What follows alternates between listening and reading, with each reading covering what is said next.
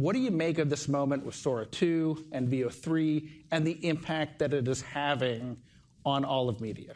Yeah, I mean, I'm extremely excited. I think that AI is going to be our co-pilot and really make media creation easier for everyone.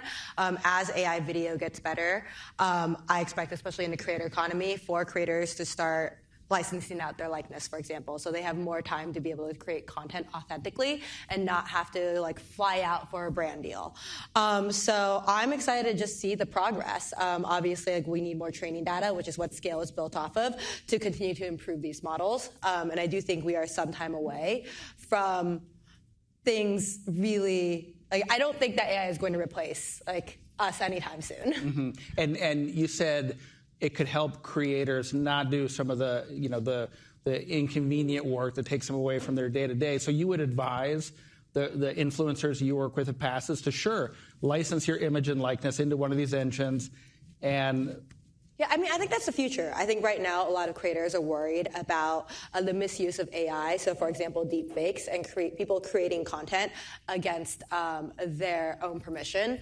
But I do think that the world is moving that way, and soon they're going to realize that their time is better spent working on growing their followers, interacting with their fan base, et cetera, over having to spend a week to fly out, do a brand deal, et cetera, and they'll realize that it's a way to scale their time and their identity. We had Adam Mosseri, the CEO of Instagram, on the stage today, and my colleague asked him a question about this tweet from Mr. Beast, and I want to put that back up on the screen if we can. He said, "When AI videos are just as good as normal videos, I wonder what that will do to YouTube and how it will impact the millions of creators currently making content for a living. Scary times." I mean, Mr. Beast knows his business, and he seems to suggest that there is some risk of displacement or replacement here. I think fans really care, and the creator economy is built off of emotional connection, right? And I don't think that AI creators will be able to have that same emotional connection with the human population. We've seen AI influencers such as Lil Miquela come out, and everyone thought it was going to be the next big thing. So tens of millions of dollars got invested into these AI creators, and still to this day, we've only have a handful. And I think that this is going to just continue to be true. Where I see AI being used more is, for example, translating all your videos so audiences across the world can understand what you're saying. Or in a movie, for example, everyone's worried about the AI actors, but I actually think AI is better used for set design. So instead of having to spend hundreds of millions of dollars for some movies, building sets and breaking them down, AI is very good at creating backgrounds. Maybe I'm a sample size of one, but I wrote about this in the Screentime issue, how my algorithm on Instagram, on TikTok, is feeding me. I'm seeing dogs doing podcasts and grizzly bears talking to each other. And with social media in particular, do you feel like, and maybe it's a novelty so people are clicking, but that it has the potential to blot out, some of the stuff that you're building a business on, influencers performing their art? Yeah, I mean, I think that algorithms are always going to feed what is the most popular. But I think, for example, if someone were to take an influencer and create deepfakes of them without their knowledge, I think there are a lot of companies out there that are using AI to fight this as well. And every single social media platform will probably have to implement anti-deepfake technology to prevent this from happening. And this was a question that Adam addressed earlier today. What kind of responsibility do you think the major platforms have in, identifying AI-generated videos? Right now, it's an option for some creators. Yes, I used AI. And in weeding out deepfakes. Yeah, I would say that transparency is key. So if someone is uploading an AI-generated video, but they're doing so without any ill intentions, they should be marking that, which platforms are doing. I think to weed out deepfakes, every social platform does have a responsibility to partner with some other AI company that is creating an anti-deepfake API and running their images and videos through that, which they're already doing that for content moderation, for example. So this would just be another version of content moderation. And you're an engineer by training. How hard of a technical problem is this? Is it a solved problem, to identify AI videos that may not be properly marked, or to weed out deepfakes? Today, it's not that hard, but in the future, it will be very difficult. Why? Why? I mean, they're just going to get better, right? They're going to look more and more like the real thing. Yeah. Do the platforms have a responsibility to kind of keep up with their... Yes, and I don't think that like platforms are going to be building this themselves. Like I do think there's going to be a vendor, like a content moderation API that they integrate with, whose entire job is to fight deepfakes. Okay. Yeah. Okay, so now not everyone here might be familiar with passes. Describe what the company does, what your goals are. So we're building infrastructure to help creators monetize their brand, and this is everything from building tools to help them create revenue streams, to providing health insurance for them, to figuring out like how they can build their long-term wealth. Because the goal of passes is that we build like unicorn creators.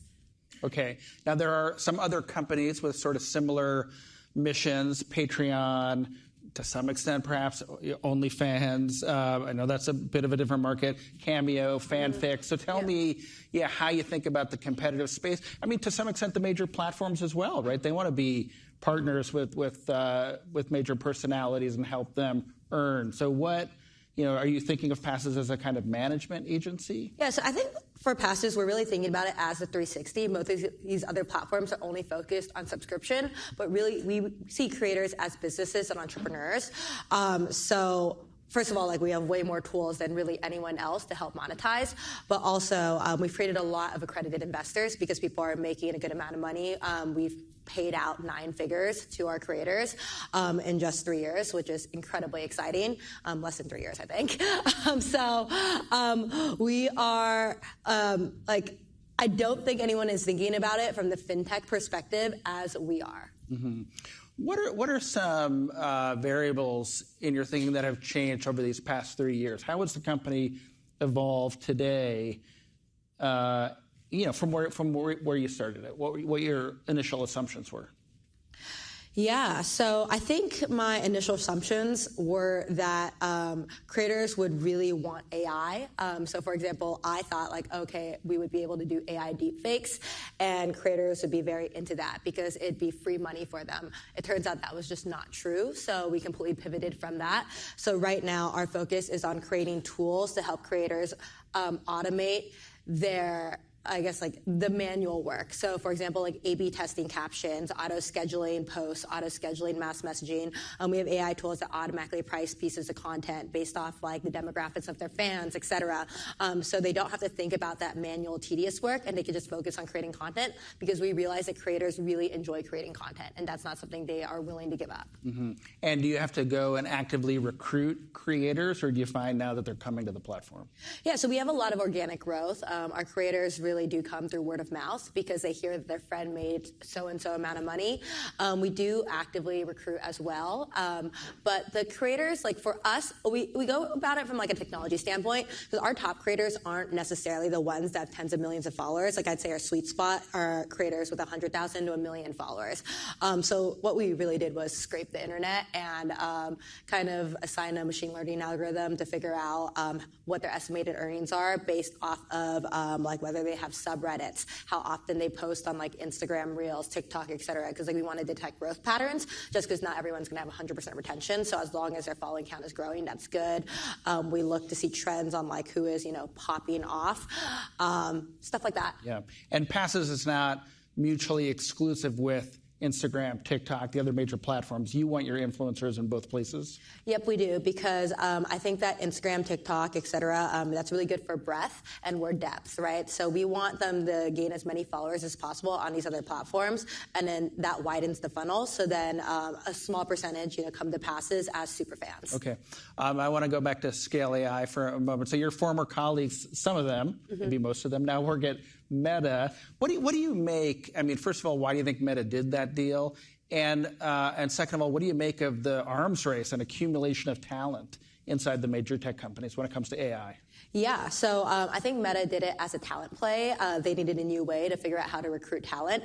And to them, this was a really great way to not only scoop up talent, but have someone at the helm that can go out and get poach talent from places such as OpenAI, Anthropic, et cetera.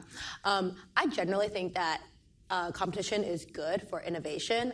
For example, I welcome competition. I think that it is harder for startups to catch up because talent has gotten so expensive. So in order for a startup to really compete, they're just going to have to raise more funding and be incredibly equity generous. Are we in an AI bubble right now? I actually don't think we're in an AI bubble, and the reason why is because it's a lot cheaper to build companies nowadays. I was talking to one company that scaled from like 0 to 90 million in revenue in 4 months, and they were telling me how Cursor AI is literally coding 99% of their product, which is mind-blowing to me. But with all these AI tools, pretty much every single employee is a 10x employee or a 100x employee right now. So it's become a lot cheaper to build companies and reach the valuations that VCs are willing to give, which is why I think VCs are being, they're willing to give those crazy valuations. Okay. Yeah. To embrace the language of Lucas and Matt's podcast earlier today when they talked about if they're buyers or sellers. When it comes to AI stocks right now, are you a buyer or seller? I'm definitely a buyer. Okay. I have a lot of NVIDIA still. Okay.